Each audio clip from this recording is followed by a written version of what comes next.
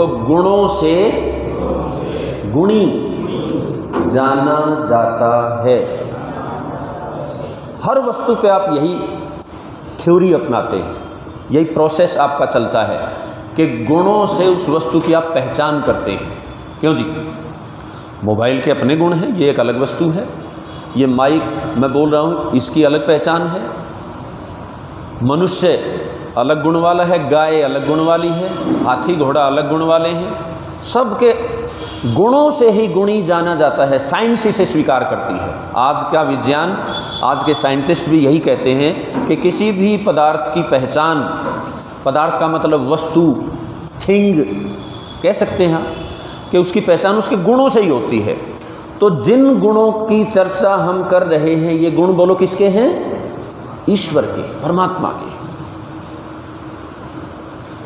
तो हम इन गुणों को बार बार आत्मसात करके परमपिता परमात्मा तक पहुंच सकते हैं। उसको पाने के लिए योग मार्ग का अनुसरण करना पड़ेगा। सबसे पहले विवेक जगाना पड़ेगा। बोलो, क्या जगाना पड़ेगा? ये विवेक क्या होता है? जो वस्तु जैसी हो उसे वैसा ही समझना, जानना और उसके साथ उसी प्रकार व्यवहार लेना जिस उपयोग के लिए वो है। मोबाइल से यदि बिछोने का काम लेना चाहे तो नहीं हो सकता। बिछोने के लिए तो चद्दर ही चाहिए। हर वस्तु के अपने गुण हैं, तो उन गुणों से उसका उपयोग लिया जा सकता है। और ध्यान दें, संसार में मनुष्य के लिए सबसे उपयोगी कोई वस्तु है तो वो ईश्वर है। और उसके बारे में संसार के लोग अनभिज्ञ हैं, क्योंकि वो पढ़ाई समाप्त हो चुकी है। गुरुकुलीय शिक्षा पद्धति में इसे स्थान दिया गया था। बेटियों के गुरुकुल में बेटियों को, पुरुषों के गुरुकुल में पुरुषों को परमपिता परमात्मा समझाया जाता था। और जब तक ये समझाया जाता जा रहा था पूर्व काल में, तब तक ये झगड़ा पैदा नहीं हुआ। तब तक अन्य अन्य परमात्माओं की कल्पना नहीं की गई। एक परमात्मा के सब उपासक थे, पूरा विश्व, और बड़ा चैन से संसार चल रहा था। लेकिन जैसे ही इस विद्या की ये पढ़ाई की जो पद्धति, सीखने और सिखाने की जो पद्धति का लोप हुआ, अर्थात गुरुकुलीय शिक्षा पद्धति का ह्रास हुआ, किसने किया? लॉर्ड मैकाले ने।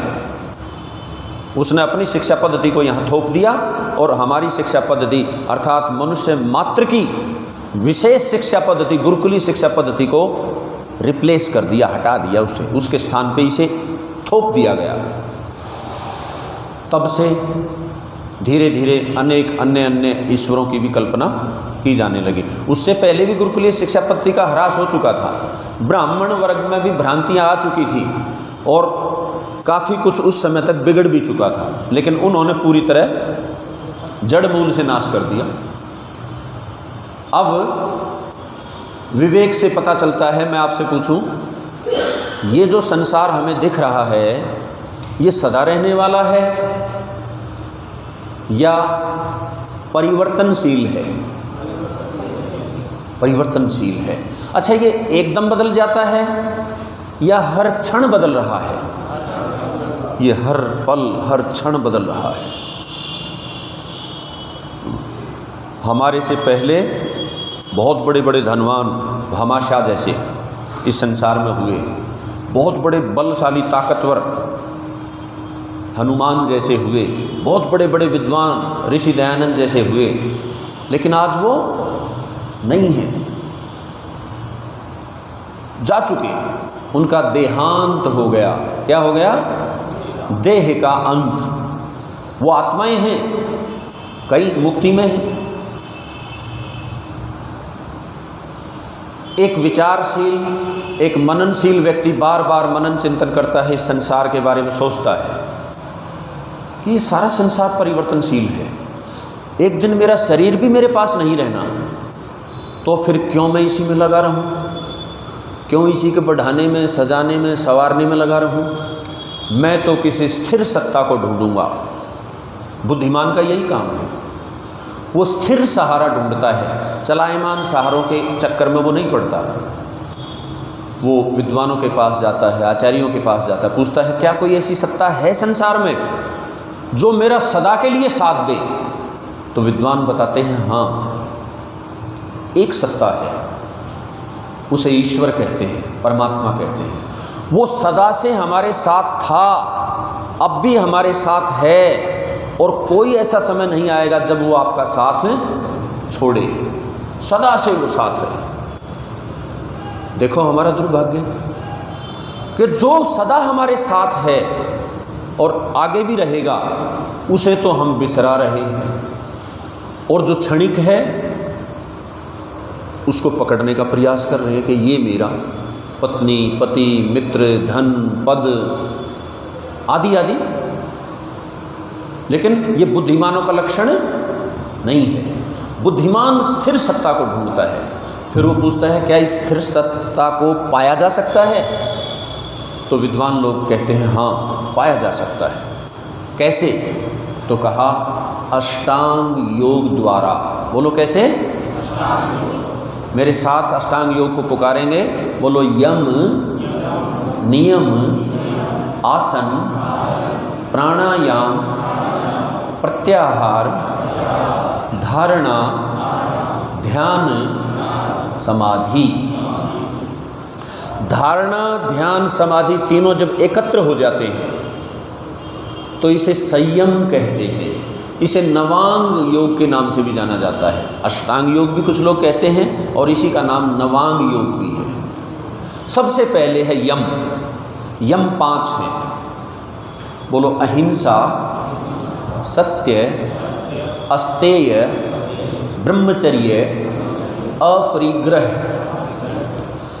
परमात्मा ने कुछ शर्तें लगा दी हैं। ऐसा सोच सकते हो कि जब तक इन मापदंडों पे तुम खरे नहीं उतरते तब तक तुम मेरा साक्षात नहीं कर पाओगे। सबसे पहले अहिंसा, द्वेष का परित्याग। हम अपने स्वार्थ के लिए, अपने सुख के लिए किसी को भी कष्ट ना दें। इसके साथ साथ एक इनाम भी जोड़ दिया परमपिता परमात्मा ने। जो लोग अहिंसा को अपने जीवन में प्रतिष्ठित कर लेंगे, अर्थात सिद्ध कर लेंगे, तो उनके जीवन में एक चमत्कार होगा। परमपिता परमात्मा की ओर से उन्हें एक इनाम मिलेगा। उनके प्रति हिंसक जानवर भी, हिंसक लोग भी हिंसा त्याग देंगे। लेकिन इसे 99% तक ले जाना। 1% जीवात्मा की स्वतंत्रता बनी रहेगी। इतिहास में बड़े बड़े महापुरुषों को दुष्टों ने जहर दे दिया, किसी को छुरा मार दिया, किसी को गोली मार दी। कई बार कई हिंसक जानवर जो पहले से छेड़ दिए गए थे उन्होंने कुचल दिया, किसी ने शेर ने किसी को खा लिया, आदि आदि। तो आत्मा की स्वतंत्रता बनी ही रहती है। वो परतंत्र नहीं है, वो सदा स्वतंत्र करता है। अहिंसा के बाद है सत्य। जैसा मेरी आत्मा में हो वैसा ही वाणी से बोलना, जैसा वाणी से बोल रहा हूँ वैसा ही व्यवहार करना। मनसा वाचा कर्मणा एक रूपता, ये सत्य कहलाता है। जो लोग सत्य को अपने जीवन में प्रतिष्ठित कर लेंगे, सिद्ध कर लेंगे, उनकी वाणी अमोघ हो जाएगी, ये इनाम मिलेगा। वो जो बोलेंगे वो होगा। इसे समझने के लिए उलट के समझ लें, वो बोलते ही इतना विचार करके हैं जो होने का होगा। असंभव बात वो बोलते ही नहीं है। इसके बाद है अस्तेय। स्तेय माने चोरी करना, अस्तेय माने चोरी का त्याग कर देना। यहाँ आता है किसी की वस्तु लेना ही चोरी नहीं होती, बल्कि देना भी चोरी होती है। ये रिश्वत देना क्यों जी चोरी है? तो यहाँ इसका मापदंड आया कि लेना और देना शास्त्र के अनुकूल है। जैसा इस सृष्टि के विधाता ने नियम बनाया उसी के अनुकूल दो और उसी के अनुकूल लो, तो आप चोरी से बच जाएंगे। अच्छा, यहाँ ये आएगा कि फिर तो शास्त्र पढ़ना पड़ेगा। बिल्कुल पढ़ना पड़ेगा, उसके बिना आप इस संसार का ठीक ठीक उपयोग कर ही नहीं पाओगे। इसके बाद है ब्रह्मचर्य। ये चोरी त्याग वाले को क्या मिलेगा? कहते हैं उसके पास धन धान्य की कभी कमी नहीं होगी, क्योंकि चोरी त्याग करने वाला व्यक्ति पुरुषार्थी होगा, और पुरुषार्थ से ही तो धन उपार्जित किए जाते हैं। इसके बाद ब्रह्मचर्य है, तो ब्रह्मचर्य का सीधा सटीक अर्थ है, वेद पढ़ना पढ़ाना भी ब्रह्मचर्य है, लेकिन यहाँ इसका सीधा अर्थ ये आएगा कि हमारे पुरुषों के शरीर में वीर्य और माताओं के शरीर में रज नाम की धातु बनती है 7वें नंबर पे, उसकी सुरक्षा, हर संभव उसकी सुरक्षा कैसे होगी? पुरुष वर्ग पत्नी को छोड़ के संसार की समस्त नारी जाति को या तो माँ या बहन या बेटी के रूप में देखें। देखना मना नहीं है, हमारी बहन है, माँ है, बेटी है। इसी प्रकार माताएं, स्त्री जाति पुरुषों को, पति को छोड़ के या तो पिता देखें या भाई देखें या पुत्र देखें, तो ही पालन हो सकता है, अन्यथा पालन नहीं हो सकता। विचार करना आप सब। यही सीख, यही शिक्षा संसार की नारी जाति को सुरक्षित कर सकती है। अन्य कोई ऐसा समाधान संसार में नहीं हो सकता कि हमारी माँ बहन बेटियां सुरक्षित हो जाएं। याद रखना इसको। एक व्यक्ति के पीछे एक पुलिस वाला भी लगा दोगे ना, तो भी वह विचार नहीं रुकेगा। याद रखना, वो भी तो ऐसे ही है, वो भी तो हम में से ही है। विचार करना है। तो जो लोग संसार में नारी जाति को सुरक्षित देखना चाहें, इसको इस तरह से समझा जा सकता है, हम अपने से लें। क्या मैं अपनी माँ, बहन और बेटी को चाहता हूं कि कोई भी उसे गलत दृष्टि से देखे? बोलिए, नहीं चाहते। तो मैं क्या नियम अपनाऊं? पहले औरों को सुधारूं या पहले मैं सुधरूं? पहले मैं नियम का पालन करूं तो मैं औरों को टोकने का अधिकारी बन जाऊंगा। तो पहले मैं संसार की नारी जाति का सम्मान करना सीखूं। और हमारे लोग ऐसा करते थे। शिवाजी का उदाहरण है, हनुमान का उदाहरण है, राम का उदाहरण है, लक्ष्मण का इतिहास भरा पड़ा है हमारे पूर्वजों का, कि उन्होंने नारी जाति का, दुश्मन की नारियों का भी हमारे लोगों ने सम्मान बचाया है। इसीलिए भारत का युवक, भारत का पुरुष प्रसिद्ध था। विदेशी नारियां भी इसके पास आके शरण लेती थी कि मेरा सम्मान यहाँ सुरक्षित रह सकता है। लेकिन मुझे बड़ा कष्ट है, आज वैसा नहीं है। आज अपने ही गांव की गलियों में हमारी माताएं, बहनें सुरक्षित नहीं हैं। हमारी परंपराएं ढह गई है पूरी तरह। कितना बड़ा था ये यम। ध्यान दें, आश्रम व्यवस्था में ब्रह्मचर्य को कितना स्थान दिया गया? 100 वर्ष का जीवन माने तो बोलो जी, 75 वर्ष। भाई पहले 25 वर्ष विद्या अध्ययन करेंगे तो क्या रहेंगे? ब्रह्मचारी और ब्रह्मचारिणी। और 50 से 75 तक वानप्रस्थ धारण करोगे तो क्या रहोगे? ब्रह्मचारी। और 75 से 100 तक संन्यास धारण करोगे तो क्या रहोगे? 100% ब्रह्मचारी। केवल कितना काल? 25 से 50 जब गृहस्थ धारण किया जाता है। ध्यान देंगे, यहाँ भी अनाप शराब भोग करने की अनुमति नहीं है। संतान उत्पत्ति बहुत बड़ा यज्ञ होता था उत्तम संतान पैदा करने के लिए। प्रजा, एक शब्द है प्रजा। प्रजा का मतलब प्रय माने प्रकृष्ट। प्रय जो है ये उपसर्ग है। प्रकृष्ट रूप से जायते, जो उत्पन्न किए जाते हैं, उन्हें प्रजा का उपाधि दी जाती है। ये अब प्रजा उत्पन्न नहीं हो रही है। वर्तमान में जो उत्पन्न हो रहे हैं मनुष्य जाति, ये प्रजा कहलाने की अधिकारिणी नहीं है। जब माता पिता पहले से वासना से भरे हैं तो संतान में गुणसूत्र तो जाएंगे। यदि आप अपने बेटे और बेटी को, आने वाली संतानों को सुचरित्र देखना चाहते हो तो आप पहले तैयारी करो। पति और पत्नी स्वयं को वासना से रहित करो और संतान उत्पत्ति का यज्ञ करो। बाकायदा गर्भाधान संस्कार करवाओ विप्रों को बुला के, और फिर संतान की उत्पत्ति करो। मैं दावा करता हूँ आपके घर में सीता, सावित्री, रुक्मणी अथवा राम, लक्ष्मण, हनुमान जैसे लोग पैदा होंगे जिनके जीवन में वासना का लेस भी नहीं था, लेस भी। बहुत बड़ी चीज़ है ये ब्रह्मचर्य, और इसके लाभ कहते हैं शारीरिक बल और बौद्धिक बल से ऐसा व्यक्ति संपन्न हो जाएगा जो भी ब्रह्मचारी या ब्रह्मचारिणी रहेगा। इसके बाद है अपरिग्रह। इस योग मार्ग पे चलने की जो शक्ति है ना, वो ब्रह्मचर्य से ही मिलती है। याद रखना, ब्रह्मचर्य इसका पेट्रोल है। जैसे गाड़ी नहीं चल सकती बिना पेट्रोल डीजल के, ऐसे ही कोई व्यक्ति इस वेद मार्ग पे बिना ब्रह्मचर्य के नहीं चल सकता। इसके बाद है अपरिग्रह।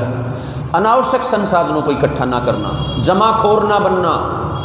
जितनी आवश्यकता है उतने संसाधन, कंजूसी भी नहीं करनी है।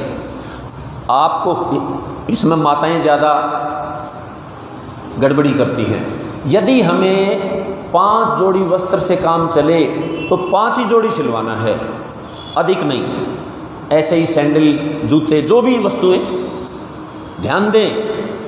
यदि आप ज़्यादा प्रयोग करेंगे, ज़्यादा वस्तुओं को खरीद लेंगे, आपके पास तो उसके रख रखाव का भी समय नहीं है, कुछ चीज़ें खराब भी हो जाएंगी, और बाज़ार में उसका अभाव होगा, वहाँ भाव चढ़ जाएगा, ज़रूरतमंद को मिलेगी नहीं। और कोई भी भोग इस सृष्टि को नुकसान पहुँचाए बिना हम कर ही नहीं सकते। ये जो वस्त्र बनता है, जिन फैक्ट्रियों में बनता है, वहाँ कितना केमिकल बहाया जाता है, इसके जानकार जानते हैं। इनको कलर आदि देने के लिए इनको पहले वॉश किया जाता है। ये मकान जो बना है, जितनी आवश्यकता उतना बनाओ भाई, आपके पास जितने अतिथि आते हैं, जिसका जैसा स्टैंडर्ड है बनाओ, लेकिन अनाप शनाप नहीं। ईंट बनती है, भट्ठे में पकती है, वो भी प्रदूषण होता है। ज़मीन की खुदाई करके आप वहाँ से मिट्टी निकालते हो, वो भी एक प्रकृति के साथ आप छेड़छाड़ कर रहे हो। मतलब कहने का, आप विचार करके देख लेना, किसी भी चीज़ पे बिना प्रकृति को नुकसान पहुँचाए हम इतना छोटा सा उपभोग भी नहीं कर पा रहे हैं, छोटा सा भी। तो अपरिग्रह का पालन करोगे तो आपके मन में ऐसे भाव उठेंगे, मैं कौन हूँ, मैं कहाँ से आया हूँ, मुझे कहाँ जाना है, मैं क्या कर रहा हूँ और मुझे क्या करना चाहिए। ये भाव उठने वाला ही मनुष्य कहलाने का अधिकारी है। भाई अन्य काम तो आप सारे अन्य पशु पक्षी योनियों में कर चुके हो, लेकिन ये भाव केवल मनुष्य जन्म में ही उठ सकते हैं। और मनुष्य जन्म में भी आके जिसके मन में ये भाव नहीं उठे तो मनुष्य का एक है। विचार करना, जब इन 5 यमों का तत्परता से पालन करोगे तो मानो आपने ईश्वर की ओर पहला कदम बढ़ा दिया। पहला स्टेप है ये। अब हैं 5 नियम। बोलो क्या हैं? बोलो सऊ